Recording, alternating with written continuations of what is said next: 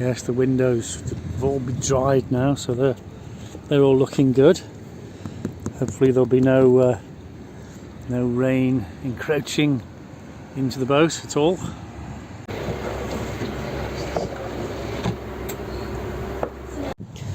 Okay, now this is the housing from the motor on the anchor winch, and I've given it a little foil in the corner there. And as you can see, it's brass or bronze just showing up there. Looking on the internet at a lot of these winches, and a lot of them they paint them anyway in the middle, and they just have the drum, the bollard thing going round, and the wheel that's brass, bronze, and because polishing it takes a lot of effort and time, and they probably start to go green if you don't keep polishing them. So, but they look fabulous, absolutely fabulous, and they are polished, but it's quite a lot of work. And we've got to figure out what the best way of doing it is. You can lacquer them. The dolphins, we do that with the dolphins. They lasted a couple of years, and the dolphins don't go black. They used to go black when we first started. But I always said to Tim, if the dolphins are gold, it means the safari's in a good mood. So it was always my job to polish them, and they're huge, those dolphins. Take ages to polish as well. They take me about an hour and a half to get them really gold, each. Yeah, and then what, did you use hairspray? Yeah, hairspray is really effective. Hairspray prevents oxidisation, stops them from going dull. Anything that blocks the air from it. Tell me about it. I was in the army. They're just polishing brass every day. It's a nightmare. So how are you getting on with your boat, darling? Really well. I'm really tired, actually. You've been doing all kinds today, haven't you? You've been doing a lot of filling. Oh, yes, yeah. And a lot of... how's the winch coming on, Daphne? Very slowly. Bronze is really, really hard to polish. It's I don't think it's supposed to be shiny, is it really? But I'm sure you can shine it if you can be bothered. It's a very unusual shade of gold. There's a very high copper content. Hello, you trouble. How are you doing? It's my birthday today. Oh, happy I'm 68. Oh my God. Oh, happy birthday. We're just talking to your old man. I haven't seen you in here for ages. I know, I've seen you walk by my flat. Oh, have you? You've got a telescope. Spying out the window. Oh, eagle eye. See you walking by and we go, oh, there they go.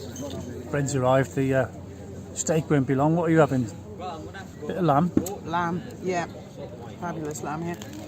Yeah, so the boat, I've been doing a bit of this, bit of that. Skimming of filler in the windows to get a nice finish. The edges of the roof, back of the roof, the winch, you know, just a bit of this, bit of that. It's one of those days I just feel I'm going nowhere fast. I've ordered all the mat and the resin. I've ordered a small bottle of paint stripper for the winch just to see what sort of effect it has. Because I was considering sanding it, you know, with a very, very fine sandpaper, but it might scratch it, and I don't want to scratch it. Yeah, then it'll take forever to rub all the scratches out. It is a very unusual shade of gold. Well, the cover for the motor looks like brass to me. I think you'll find it is. Yeah, it's a lot brighter than the bronze. It's going to look fabulous. I mean, if you can get that up shiny, that'd be... Oh, it's napped. Yeah. That would be fantastic, because I'll be matting the bow soon. I'll start at the point, work my way back to the hatch, and I'll continue on the middle roof, bring that forward. I really want to get on with the railings, so I want her ready for the railings in the next couple of weeks. Okay. God willing, weather willing. I don't know how big a job is involved in polishing the bronze winch, but I've noticed a lot of them on the internet. They're painted in the middle, painted white, and they there's certain bits that are exposed. No, I want the whole thing. Okay. Okay. Good, they've gone now. Not that we don't like them. Oh, she's a very nice lady, and so is her husband. But They were quite loud, weren't they? There we are, peace and quiet now, darling. You were saying about your boat. I finished. Had you? Yeah, I'm really tired. We were talking about the winch, weren't we, and the filler and the roof as well, and on the windows. Again. Yep. And I put some filler on the top of the roof to level it out, and then I rolled around in it and got it all over my feet and legs while I was doing the edge. I see. So what else is new? Well, is that it really? That's it really. Tomorrow we've got our visitors, new friends coming to the we're meeting house. up with them again, aren't we? Yes. Yeah, I'll walk in and I'll walk out with them. You were just saying some stuff about the taxis in Gibraltar, the taxi tour. Oh yeah, I was watching. You should turn the camera around. I will. So people can see you. I will. Yes, I was watching this video. It just popped up on the because I spend a lot of time on the Mac, just looking through videos and various YouTubers and that. And we got these pair of Cockneys popped up, and they had a camper van and they were here in the marina. And they were going to go into Gib and see what it's like in Gib, and they're going, it's like London, it's like London, this is like London, that's like London. And I'm going, London. And they go, don't be scammed. I thought, oh, they've been scammed. Oh, good. We'll see what kind of scam they got scammed. And, look, they walked into Gib, and they were complaining about having to get their passport stamped. And I thought, well, that's it's an EU thing, isn't it? You know, you not in the EU, mate, so that's why you get the passport stamped. So they went bitching on about that for quite a while, and then they went to go up the rock, and they were saying, we've been warned, don't be scammed by the taxi drivers. Who warned them? Who said that? I don't know, but they did a talk with the taxis, and they walked away from the taxis. Don't be scammed by the taxis. And they finished up on the cable car, so they went to the top of the cable car, saw the monkeys, because you will see the monkeys at the top of the cable car, and you thought, where are we going to go now? Now, the tourist attractions on the upper rock, right, the cable car's in the middle, so you've got to walk all the way to that end and back, and then you've got to walk all the way to that end and come back, okay, to see them all. Whereas if you do the taxi tour, it goes up, goes along, and it comes down, takes an hour and a half. Taxi tours by far the best. And I'm not saying the cable cars are the worst, not at all. I'm not saying the buses are the worst. They're all different, but by far the best is the taxi tour. If you've never been to Gibraltar before, do the taxi tour. You can't do the bus tour, that's only if you're in a group. Oh right, I thought you could pay. No, individuals can't. No, it's only for the groups. Okay, so I'm having a knowledge. I can explain the difference quite quickly. Okay. When you finish. Well, I've nearly finished, but the point is, he went up, saw the monkeys, started walking down, found St Michael's Cave on the way down, did St Michael's Cave, and then walked all the way down, and they'd be exhausted by the time I'd done that. I should have done the taxi tour, because the taxi waits outside for you. Yeah. At all different places, and then they bring you down. It takes about an hour and a half. Then you've got a good idea what's up there, and you think, well, next time I come, it depends if you're here for a few days or whatever, you think, I want to do the cable car, and you do the cable car. The skywalk, suspension bridge, there's loads to see, but you just don't see it if you just do the cable car. Not knocking the cable car's really good. Okay, so I'm just going to spin it round. Well, personally, I'm not keen on the cable car. I don't like heights, and there's a particular bump that you have to go over. And as Graham said, that's nothing to diss the cable car, because I know the lady who owns it. She's really nice, Mandy. And they're getting new cable cars soon, Graham. Just get new fancy Yes, I heard there was ones. plans to replace it. Now, he's quite right. The thing with the cable car is it goes from the bottom to the top, right in the middle of the rock. And loads of the attractions, the road's like this. It's like 3 miles each direction. And we've walked it, and you walk 3 miles in one direction, you come to the next one, and you look up and you think, bloody hell, I'm only 20 metres lower than I was on the higher road. But you can't climb through the bushes. Oh, forget that, we've tried it. Nope, too brambly, too sharp. And the taxi drivers hate the cable car. They hate it. It's huge competition for their business. And the thing with the cable car is you pay to go up, and that's just a teleferico ride. If you want to walk and see the rest of the nature reserve, you've got to pay. So it's actually more expensive than the taxi. The taxi is cheaper and it's better. And a lot of the guys who do it, they went to school in Gibraltar, and they've not only tell you the history, they'll tell you stories like, oh, I remember when I was with my mate and we did this and a monkey did that.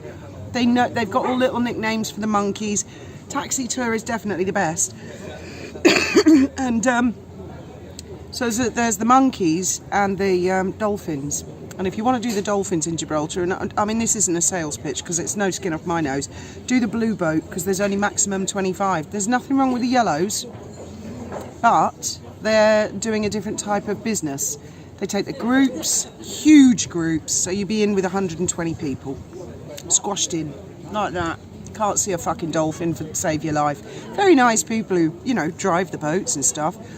No, nothing against them, but honestly, my boss, he's got hardly any people on the boat, so you can wander around the boat and you're really low down and you can see the dolphins, almost touch them. And it's just a more personal... Well, that's just me. I don't like being in crowds. You have been on both boats, haven't you? Yes, actually, we went with the yellows years before, 2008, before we'd moved down here. We came in time for the great storm, and I thought the kids had a miserable weekend. I thought as a treat I'd take them out in the yellow boat. It was a fucking nightmare. I would never, you know, when Graham got a job at Safari, because he worked there before me, he said, come on out on the boat. My boss says you can go for free. I said, no fucking way. I've done a dolphin trip with those yellow people. Never, ever again. And eventually they persuaded me for free. I mean, how cheeky is that? I wouldn't even come out in your boat for free. And when I went out on the blue boat, it was a completely different experience. Completely different. I mean, it was just hideous. I do not like groups. I don't like crowds. I suppose if people, you know, it's money. But I mean, if I'm going on holiday, I'll have a budget to do the decent stuff. And the difference in price between the cable car and the taxi is negligible. You're looking at, it's £12 per person more expensive on the taxi, on the face of it, and you get to see everything, and you go right to the top, all along the knife edge, and you get to meet all the monkeys, and you're very safe with them.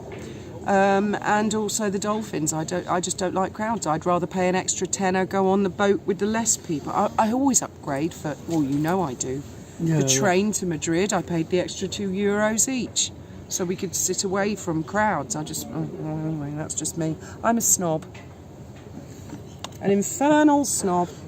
Well, it pays sometimes to pay that little bit extra. Oh, no, I wouldn't pay thousands to go business class on an aeroplane. I think that's a waste of money. Can't no quite real see the Moorish castle. benefit, but if there is a benefit. Yeah.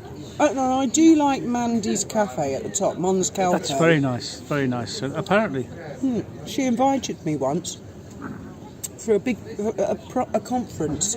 You know, we all got champagne and wine to take home and right, yeah. posh glasses, which we broke ultimately. And it was lovely. It was really nice. Of course, last time we went up there, it was like a school canteen full of people.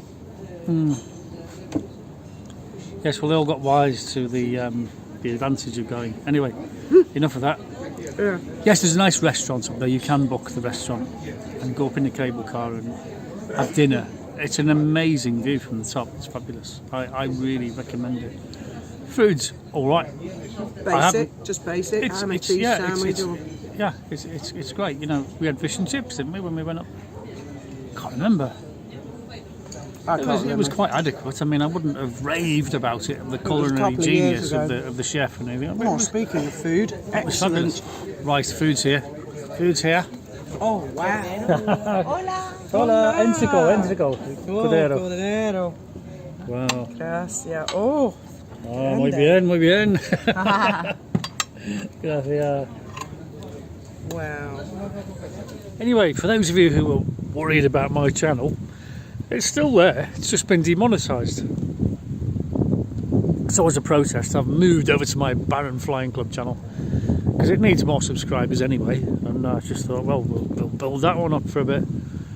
We'll end up like the Scarlet Pimpernels. Well, they seek him here. They seek him there. We're on the run on YouTube.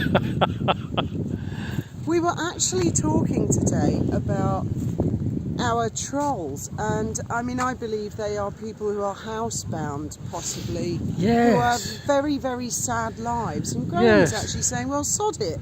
let them go crazy, fill their boots. I mean, if that's what keeps them going. Yeah, I mean, if that's true, I don't know if that's true or not, but if it is true, because they are housebound and they're very sad people in wheelchairs and things, and if that's the only amusement they get is to having a go at YouTubers online and just slagging everyone off, that's their amusement. Well, so be it. Let them do it. I don't care. You know. Far be it from me to take away their only amusement, if that's all it is. I do believe that some people become so invested in subjects on social media that they lose proportion and they lose a grip of what's really going on in life. You know, the priorities of life. Like for example, the most important thing in life is my boat. that's where I'm at. You know, sod you. I've got to get on with the boat. It's on with the boat all the time, every day. We've all got our own little lives, haven't we? Our own little orbit, yeah, if you like. And there's so many people all over the planet on their own little lives and their own orbits. And I think it's brilliant to tap in. I'm constantly looking on YouTube for new people to follow and like and subscribe to. I think the thing and you get the odd ones that are complete idiots, and you think, I didn't think that was a good idea. Well, that doesn't make me a troll, though. I don't pick on them. I think the thing I love about YouTube and having a YouTube channel is the company of all the people. I've met some great people. I've made some really good friends on YouTube. I have. It's worth more than money, isn't it? It's worth its weight in gold. But suddenly, I mean, I was just telling you in the restaurant, I won't repeat it, you know, my childhood was very, very lonely.